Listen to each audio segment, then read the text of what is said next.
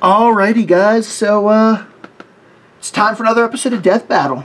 And this one is Dr. Doom versus Lex Luthor. Now, cosmetically and thematically, this is a good matchup. And I understand why they're doing it and why so many people wanted it. However, when it comes to the raw stats of the characters and their feats and all that shit, this is an incredibly one-sided fight. And Dr. Doom is going to curb stomp and win this easily. Now, this is a topic where if I wanted to, I could literally probably talk for like 20 minutes about why that's the case, but there's also not really a reason to.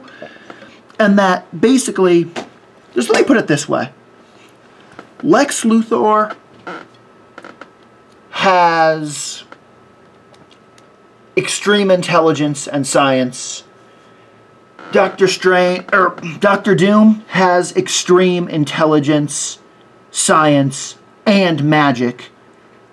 And his magical prowess is good enough to the point that there have been times where he has replaced Doctor Strange as the Sorcerer Supreme.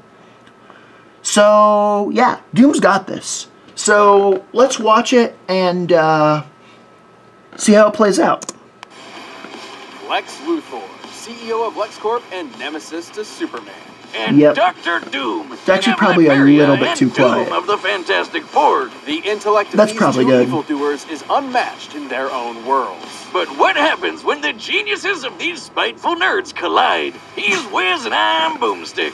And it's our job to analyze their weapons, armor, and skills to find out who would win a death battle. Nice. 10 years. In the city of Metropolis, soaring above all other structures, one can find atop the tallest building an L. Yep. The dickbag that decided to literally. But it also kind of, at least in that art, it kind of also just looked like a normal building. Lex Luthor. Born and raised in Smallville, Kansas, Lex's early life was complicated. His father, Lionel, was a scientist doing dubious experiments on Martian Manhunter. When the lid was cracked on this evil science operation, asses had to be covered. So Lex and his old man definitely wasn't a thing memory wipe, reducing Lionel to an alcoholic in any of the comics I read. To get away from his deadbeat dad. Right there shit like that changes like every 5 years. That's just Lex's story in one continuity. In another, he's a mad scientist. Exactly, just one continuity. He's a self-made billionaire. And in yet another, he was friends with Superboy until Superboy made him bald. Yep. No wonder this guy's so curse you, Superboy! Which Lex we're talking about, he hates Superman. In his eyes, if Superman... Yeah, but even that's not always. Humanity will become weak and reliant on him, and ultimately perish, supposedly. Ever since Soups flew into town, he's been Lex's undoing. But also his driving force in creating technology. Chief among them being his war suit. Yeah. This bad boy comes equipped with loads of goodies. A force field, electroblasts, missiles, a chest But it's laser, also true for all your Batman shinking needs. Lex has utilized that it is sources for his suits, but his newest and greatest is the Mother Box. Yeah, because it's apocalyptic technology, and it was made specifically to fight Superman, but it has shit in it for other Justice League members. Quantum folding. The suit can survive a planet explosion. So I guess it'll probably have some magic resist then because of well, it is questionable shit like Zatanna. Directly comparable to Superman going all out, especially with right. Yeah, he just rips it apart. But Lex has used it to fight with other DC powerhouses. Like this orange Bugman Larfleeze, who's basically a one-man Lantern Corps. You know, that band of green... Because he has all the rings and hoards the battery in his basement. Knowing DC has a universe at least 100 trillion light years across, this would require a speed over 5 quintillion times the speed of light. Or, how about the time Green Lantern Kyle Rayner held back the Big Frickin' Bang? Much of Lex's tech is relegated to the war suit, but he does have on-hand gadgets too, such as a heat ray, robot replicas called Lexbots, and a special barrier that temporarily turns but it's also true that, like, Doombots are a core staple of the Dr. Doom character. Like, there's something he always has, always uses, always relies on heavily, and would need to be included in a death battle. However, Lexbots... are definitely I knew the old squirrel diet was a good something idea. that are used only, like, they are not a core staple of the character, and they are only used once an occasion. Superman, but after Soups died, not when he punched the great guy when he blew up this punk Denny, he gained a newfound respect for the Man of Steel and took up his mantle. Maybe he isn't the bald psycho Like, everyone Lex thinks he bots is. are way less significant than Doom bots. Lex's actions, both good and bad, tend to stem from one thing. He really wants to be Superman himself. He jellied. It would explain why he made the Everyman Project, an experiment meant to turn normies into superhumans. Unfortunately, Lex's genes were not compatible. Yeah. Through the procedure, He has had even after powers some before, though. Voluntary organ harvesting, he only had 6 months to live.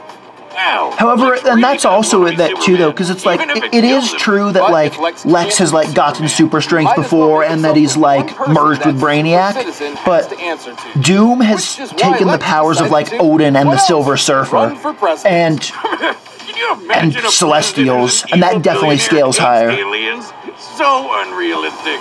Lex was already a nihilist with few real attachments, and became all the worse when he learned he could neither be nor control Superman. Take, for example, the time he made a cure for his sister's terminal illness. Well, that doesn't seem so bad. And then reinfected her with that same illness seconds later, just to prove he could. Jesus Christ! Never mind. What an asshole! Why would anyone work for this guy? Yuck. Lex's outlook on life actually gained a big following. After traveling millions of years into the future, because comics, Lex saw a world where his goals became reality.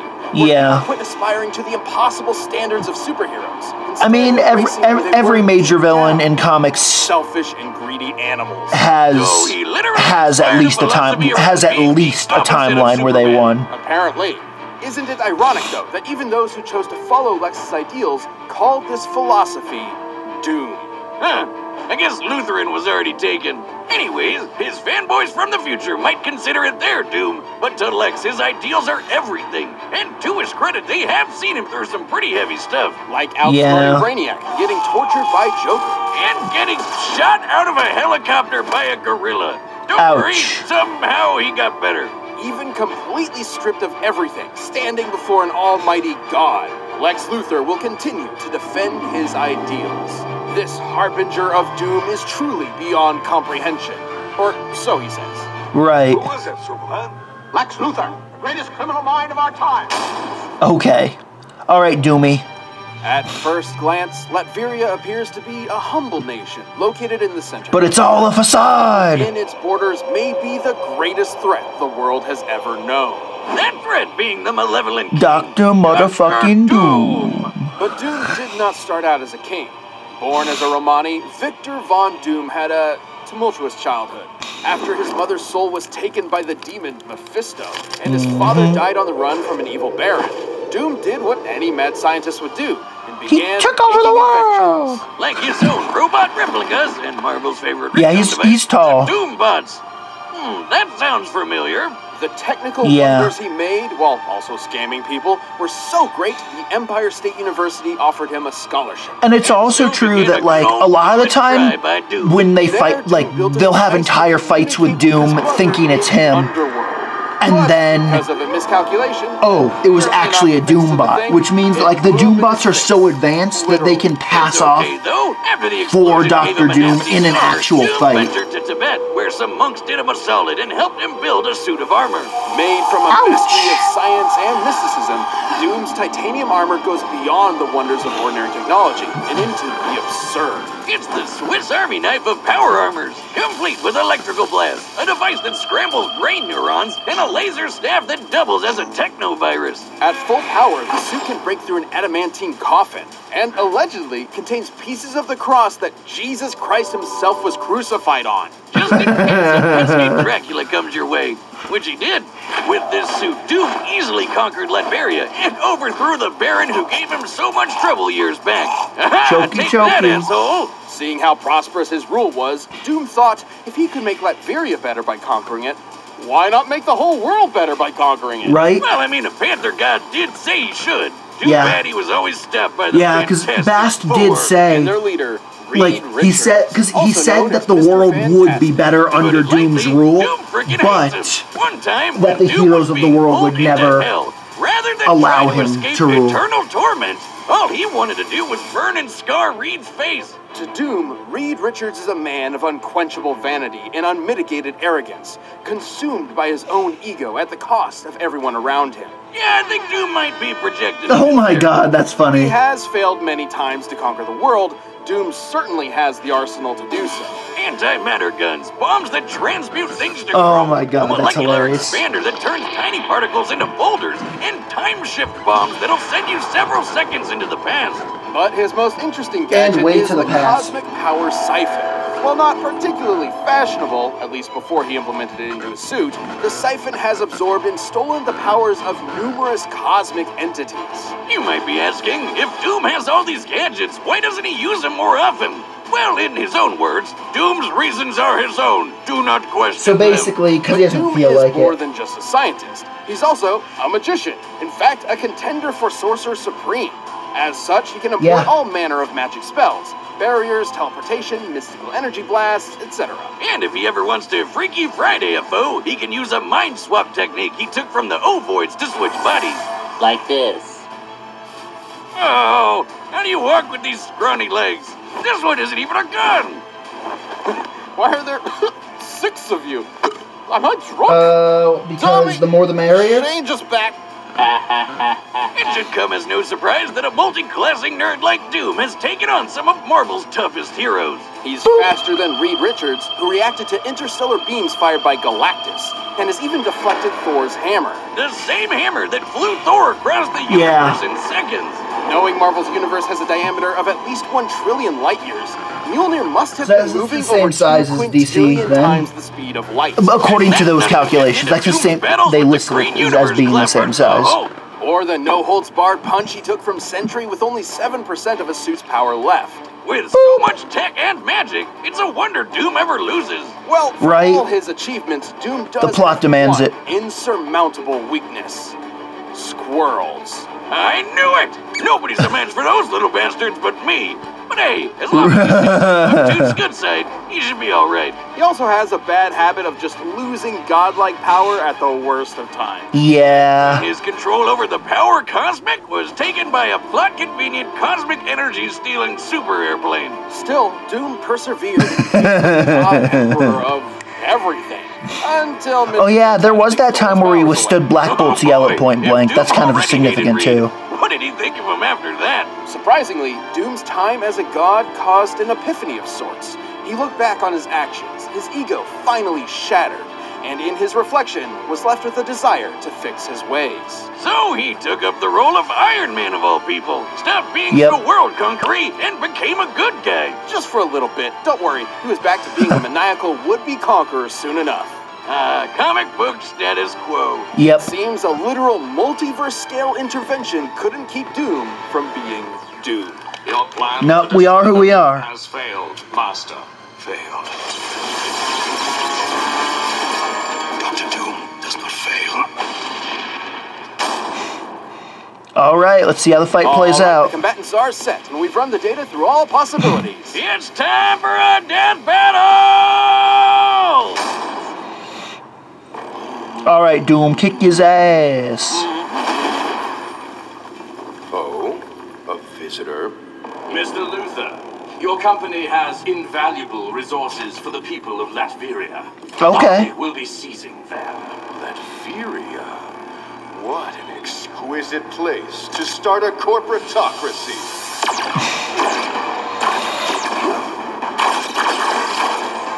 Laser guns! You wretch! Pathetic. He's not even in his armor.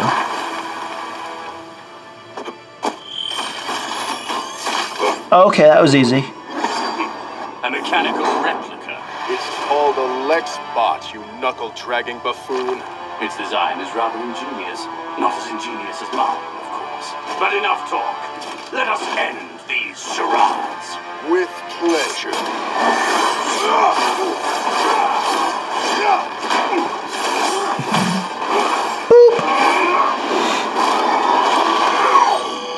What is this confounded... We're all squares! Dimensional morphographic technology. I haven't perfected it, but it's more than enough to exterminate an imbecile. I'm also surprised that during the analysis, I'm surprised that they didn't mention Doom time traveling to before where the dinosaurs were surviving their mass extinction event, and then getting back to the present day by just finding a way to not age for millions of years. Maybe it'll be relevant to the fight somehow, so they're saving it for the post-fight.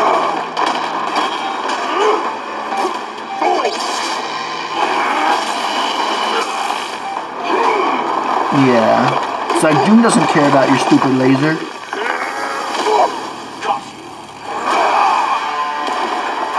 What a farce. Yeah. But the thing is, like, the fact that he's able to destroy the armor means that he'll be able to beat you, and that it's just a matter of time.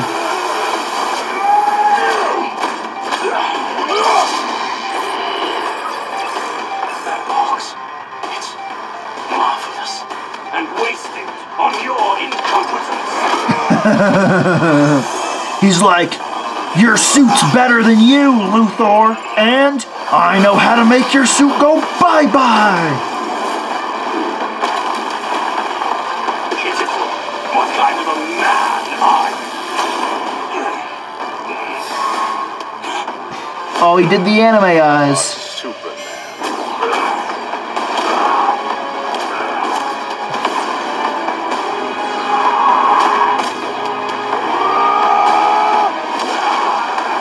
Still hiding behind this hideous mask, Tin Man? Let's show your true face the light of day! It's my face.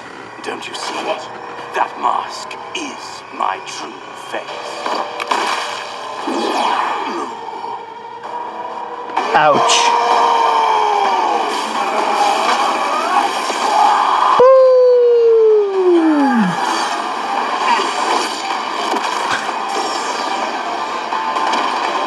Maybe next time. This power, it's like that of the gods.